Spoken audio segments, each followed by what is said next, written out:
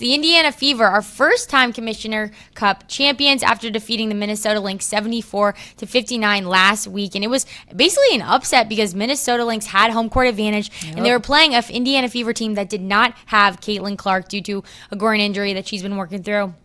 And the Lynx were actually leading 20-12 after the first quarter, only then to go on to score only 39 more points the rest of the game. And even though the Fever were the underdog in this game, do you feel like this is a surprise that they won the Commissioner's Cup? Because, I don't know, there's been a lot of hype around this team this season. I know. I will say I was slightly surprised. I think I've made a case to talk about how closely I typically track Minnesota teams. Nafisa Collier is one of my favorites to pay closer attention to as well for many reasons, obviously, but that's where the surprise comes in, considering what the Lynx have done, how they've pushed a lot of teams outside of their comfort zone, how they've been a championship caliber team. But I feel like since the top of the season, the Fever have made it a case to say, like, look what we did last year coming back from the Olympic break. Look at the momentum that we had. Look at the chemistry we started to build. And while there's some new pieces in tow, you can see where that chemistry really kind of played into the beginning of this season. So they've made a case to say, watch us, pay attention to us. We're not that team that's just like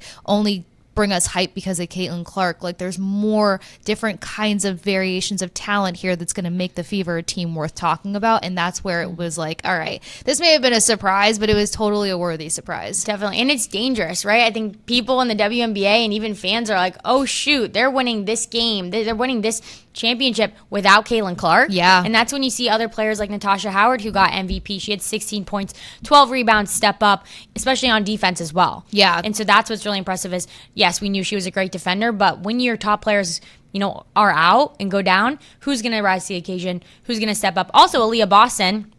She actually went to Worcester Academy here. Our other AB. She went to Worcester Academy here. I got to play her back in the day, but she had 11 rebounds and 6 assists. But the big news and kind of where the attention went for this game was actually on the money that was received, the bag that they got, the Indiana Fever. The winning team got $500,000, and each player $5,000 in cryptocurrency. But here's what happened that everybody's talking about. The Caitlin Clark was calling out the league for basically providing a larger prize for this championship than winning the WNBA final. So here's what Caitlin Clark had to say on an Instagram live after the game. We got 40 minutes. You get more for this than you do if you're the champion. Makes no sense. Someone tell Kathy to help us out.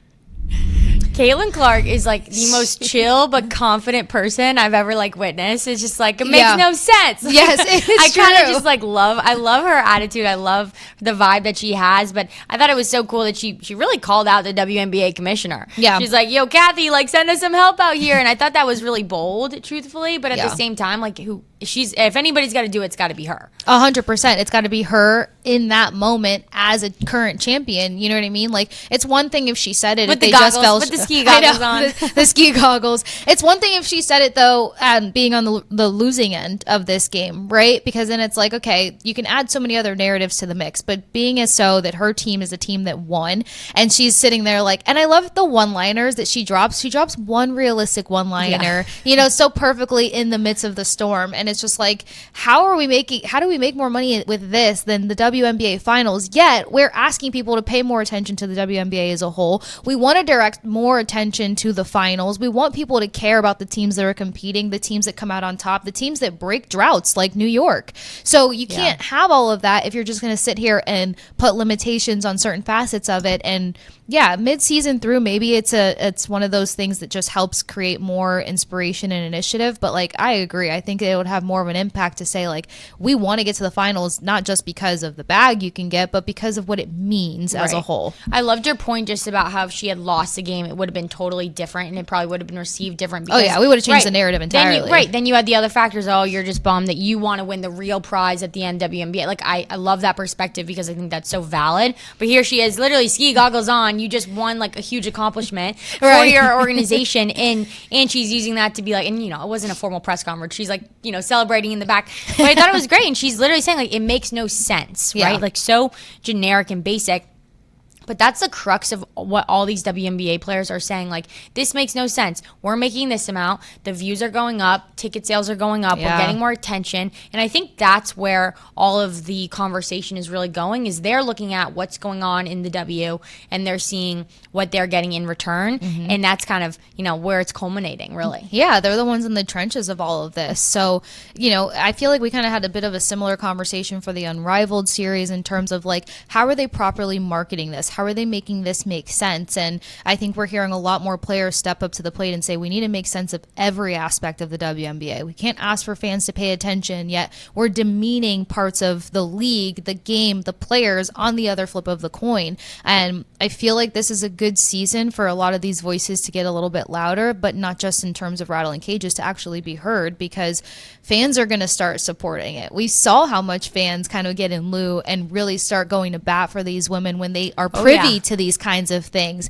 All aspects of the game that are kind of getting more of a spotlight. So this is something that I think is a simple fix. It makes sense for the WNBA finals. The finals. I mean, what compare it to men's Crazy. leagues. I mean, that's the ultimate goal, right? So it honestly makes no sense. And yes, if you did the financial side of it, there might be more money in the prize pool because there's less teams. And I think that was one of the reasons that they were bringing up as to why. But let's just be so straight surface level on this. It does make no sense. But the good thing is that the Indiana Fever know that they have power because they've won and they're on track to potentially make a run at the WNBA final. So also doing that without Caitlin Clark. Right. Which is incredibly, a feather in your cap almost for the rest of your season. So here's what head coach Stephanie White had to say about playing without Caitlin Clark after the game. Yeah, I mean, I think so. I think you've seen this group grow. Caitlin's a player who has a high usage rate, has the ball in her hands a lot, and learning to play without her, learning to make big plays in tough moments on both ends of the floor is important, because that's going to pay dividends down the stretch of the season for us. Like Kelsey said, it's not going to be your day every day. And when it's not, you got to have the confidence in yourself and the confidence in your teammates to allow someone else to step up in those moments. And I think that this group is learning that. They're learning how to play together. They're learning how to make plays for one another. Caitlin's somebody who's oftentimes make plays for them. And they're learning how to do that for one another. And I think that there's no substitute for going through that experience. And I think it's going to pay dividends for us down the road. Stephanie White, backwards hat, Commissioner Cup champions. We won. That is the vibe. She is just so loving that, right? And she's so serious in this press conference, but that she's like, man, we just won this championship without Caitlin Clark. If you had told me that probably in preseason, I bet you she would have been like, not so sure about that, right? So this is just incredibly awesome for her to know the confidence that she has in her other players to step up, and definitely can see that she's excited about that with the backwards hat. Oh my gosh, of course. I love that press conference vibe, but I like a lot of her press conferences because from a coach's perspective, and look, I'm not a coach. I maybe coached cheerleading for a hot minute back in the day, but it's very rewarding as a coach to think that you can still encourage and inspire a group with their key leader out of the mix. You know what I mean? And back to just narratives for a second. So much of this team's success or projected success is on the basis and back of Caitlin Clark. So to sit back as a coach for a second and say, yeah, I've got an ultimate all-star on my roster, but how can these women find their own identity within a team sport? How can they still make games matter if Caitlin Clark's face isn't plastered everywhere or if she's not in the starting lineup? And I think it's a testament to this fan base. For one, we got to give Fever fans so much love and credibility, but from a coach's perspective, you're still inspiring your team. Your team is still hungry to make a statement and show that they're a big part of this regardless of Caitlin Clark. Caitlin Clark just takes the playing field that much higher. But imagine where this team can go just reinserting her back into something they successfully just did. Definitely. And I think the players on the Fever, they don't want to be just like Caitlin Clark and co. Right. They want to know hey, when our best play, even also too, I'm sure that they respect her incredibly and in the highest regard, but also you want to know that you're going to have your teammates back when she goes down. Right. And that's a huge part of it. And it made me think back to my time playing at Boston College Lacrosse. My freshman year, we were in the national championship game, 2021, right? Hot off of COVID. So I literally had a mask on the bench, ripping it off in the sub box. It was nasty. But we're not going to talk about that. I'm over it. My wounds are healed. But we were in the national championship game against Syracuse. right before the game before, our star defender captain goes down. She twists her ankle. She can't play in this game. Oh. And our coaching staff basically had to figure out a way to adjust, right? Like now you need to fill in a starting defending spot. And I called my girl Phoebe Day. She was a sophomore at the time. She was running on a midi line. And Phoebe had to play D-mid on that line. Right. We couldn't ask her, hey, we know you're already doing your role. We're asking you now to do another role.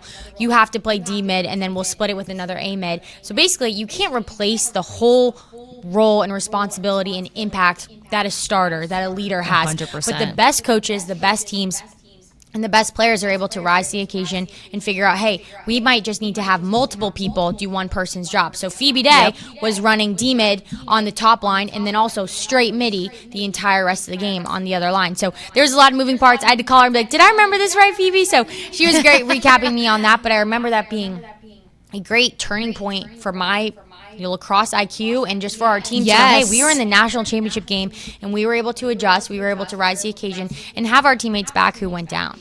100%. I love that you brought that into elimination because the reality of it is the reaction time. And it does go back to crediting the coach. And I'm sure that like you as a leader on that team helped bring everybody's nerves down a bit because when you feel like there's about to be a void in the lineup, you get a lot of crazy thoughts going through your mind. I mean, and the funny part about this entire conversation is that having one of your leaders and key players go down, that's how I even ended up becoming a midfielder in soccer. I played forward for 80% of my life, but in an instant, it was like, you can run, you have the lungs, you have a soccer IQ, we need you at left wing. You can and run, I'm like, Kasey, get downfield. I'm like, we hope I can run for this long. I haven't had to do it my entire career, but it was the coach's confidence in seeing potential in me. It was our other captain that was just like, dude, you love running around this field. Like when practice is done, you're still running. So that's the energy we need you to bring into this moment, this game, and help break up that role that we're now about to be void on. So I think that's such a great picture to paint because there's a lot of moving pieces. Definitely. And confidence and internal calmness is a huge part of it. But yeah. No, it's so funny you say that about the internal confidence because I asked Phoebe, like, when did you know that, like, you were going to be playing this D-mid role and basically starting for our team in this big game? She's like, you know what? They actually didn't tell me till, like, pretty close up to game time. So I think it was actually better that I didn't have to Sometimes freak the out. element of surprise helps. Honestly, that was what you don't it was. have as much time to overthink it. No, not at all. But a player who did step up was Natasha Howard. And here's what she had to say about defending Nafisa Collier after the game. Natasha, you obviously are a former Defensive Player of the Year in this league. Can you just talk about your effort tonight? Obviously, you were guarding Collier quite a lot, but you also were able to get your offense going. I wonder if you could just talk about both those aspects of your game tonight. I know I had a handful with Collier. She's a great player, but my thing was just limiting her to hard shots, and that's what I did tonight. I made it uncomfortable for her. But at the end of the day, she was going to still get her buckets. But I couldn't do it by myself. I had my teammates behind me helping me out as well. And for offense, I just read what the defender was giving me. And my teammate was finding me at the right spot at the right time. Limiting her to hard shots. And that was a huge part for me as an athlete, getting over that mentality of you're not saying I'm going to stop every shot. You're just saying I'm going to make it very hard for you. And I remember coming into college lacrosse and my coach saying, hey, we know that they're going to shoot the ball. Mm-hmm. We know that they're going to do this. We just have to make it extremely hard. We want these low angle shots. We want shots that we know our goalies are going to save. And I remember being like, wait, isn't the mentality like they're not going to shoot at all? We're not going to do this. But when you're playing in the WNBA and when you're one of the best players in the country and when you're playing with the most elite shooters, you know that they're going to shoot and you know that they're going to score. So you just have to find a way to make it extremely hard for them to do that. Yeah, and like bouncing off of that, you got to remember too, you're going against people that have an elite mindset approaching the game. Like Nafisa Collier isn't one of the best of the best because she tries to stick to one strategy and one strategy only. Some of the best athletes in the world in every league across the board, one of the highest compliments about them is their ability to adjust. So of course they're going to continue to try to find a way to score. The reality is limiting it, maintaining it. I learned that really quickly. Like when I started doing analysis for hockey, it was just like, you don't dare go on air and be like, you have to eliminate Connor McDavid. No, you have to minimize, you have to limit, you have to, and like, I love how she said, make her uncomfortable. you're talking about somebody that on average is sitting 24 points or north, and you held her to what, 12, 14 points? Like, you made it uncomfortable for her. You made her have to think so much that she couldn't hyper focus on her game, and she couldn't be the pinpoint for this Lynx team to find success. That's fantastic. She adjusted. She forced her to adjust. Only one person can come out on top when you play chess, and that's what worked for the Fever. Incredible. And leading scorer in the league, so huge shout out to the Fever for being able to shut her down. But I want to quickly pivot before break to a comment made by Fever Sophie Cunningham about the expansion teams, Cleveland and Detroit, joining the WNBA because it got a lot of attention. She said, I don't know how excited people are to be going to Detroit or Cleveland, is what she was referring to. And people were clapping back at her, basically saying, girl, you play in Indiana. Like, what are you talking? But I will say, lived in Indiana for 3 years. Absolutely loved it. It's a very fun place. Yes, it's cornfields, like, for sure. Yeah. But I definitely see both sides of this. But what are your thoughts on Cunningham's comment here? I think it's funny that she took that approach as well, because like you said, like, dude, you play in Indiana of all things. And I get that. My freshman year, I was in Gainesville, and the one exciting thing about Gainesville is University of Florida, and in the summertime you see tumbleweeds at the University of Florida. That's what made me leave. But sometimes those niche markets, and I even say, I mean, Detroit's not going to be a niche market, Cleveland's not a niche market, they have a number of professional teams for a reason. I think the supplementation of income will come in a bit faster because it's not niche, and at the end of the day, it's all about the expansion. It's about giving more opportunity. It's about stopping the let's send you overseas to find a professional career, because we actually have the space and capacity to have a professional careers for women here in the States. So always from the expansion point of view, I'm on board. But I think it's just one of those things to where, like, when you look about all professional leagues, what are the two towns or two cities that get a lot of heat on their back? Cleveland for one. Sorry guys. And we know, Miami was thrown out there, Nashville was thrown out there. I think as a player, like, yeah, I want to live there. But you're right, like, where's the market? Where are there already teams? Also for WNBA, where are there NBA teams? The NBA literally owns a huge percentage of the WNBA. So, like, yeah. It has to make sense. And plus, like, Miami might be sexier, but you also want to look at communities that have die-hard fandom. You know what I mean? Because the buy-in is going to be there from the beginning. You're not going to have to try to overdress a situation. You can call it for what it is.